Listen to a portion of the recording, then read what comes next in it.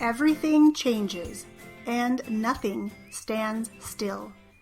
It is in changing that we find purpose. These are the wise words of late 6th century Greek philosopher Heraclitus. He also said, "No man ever steps in the same river twice, for it's not the same river, and it's not the same man." Each day, as we learn and experience life, we change ever so slightly, as does the world around us. Welcome to episode number 231 of the In a Weekend podcast. I'm your host and Queen of Changes, Young Pratt. When I set out on this podcasting journey way back in 2013, I couldn't even imagine where the road would lead and the changes it would bring to not only my life, but yours, my dear listeners and viewers. I've said it before, and I've said it again. Podcasting is one of the very best gifts I could have given myself. And in fact, I did a whole episode previously where I shared all the ways in which podcasting has been a gift. I'll link it up directly on today's show notes at youngpratt.com/231. How do you feel about changes? I tend to crave change, but I find those around me don't always feel the same.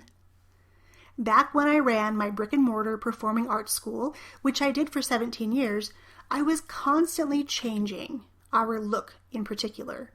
I'd move furniture, change up the art on the walls, change the window coverings and displays, rearrange things in the office in search of more efficiency, and this is the short list. It used to drive my staff, mostly those in admin positions, nuts. As a creator, as a choreographer, and a teacher, I found my ability to create was impacted tremendously by my environment. If things stayed the same for too long, I would start to feel stuck and lack the necessary inspiration to create, especially to the degree that I needed. Whenever I made changes, I always felt lighter, more refreshed, and was able to create freely once again. It didn't do the same for my staff, though. It often stressed them out as I pushed them to grow and change and become more flexible, which, as you know, is a necessary skill for business and for life. At home, I do the same. I make changes and move things around, usually about once per quarter, sometimes more, sometimes less. Mostly I make changes in the kitchen, which drives my family a bit bonkers because when they go to look for something, it's in a new place. It feels good for me to do that though because it challenges my brain to really think and not work on autopilot all the time. My office often gets changed around a lot as well. Whenever I move and refresh these rooms, I feel so much inspiration. It's at these times that the ideas for this podcast, the blog, for books, and for programs begin to flow, and the process of creating becomes incredibly effortless, which I absolutely adore. If I'm not feeling like making a huge mess, which rearranging things often creates, and I need some quick inspiration, I'll grab a book or I'll head outside into nature. It's the simple act of changing my environment or changing my psychology or physiology that tends to open up space for me to create at a level that I desire. That's not to say that there haven't been times when I've resisted change, especially as it relates to business and the podcast. I take my job as a podcast host very seriously and always want to provide value. When it comes to changing things up here on the podcast in particular, I have been known to get a little bit uptight. So here's the deal. things here on the podcast are about to change as I've changed and evolved on this journey.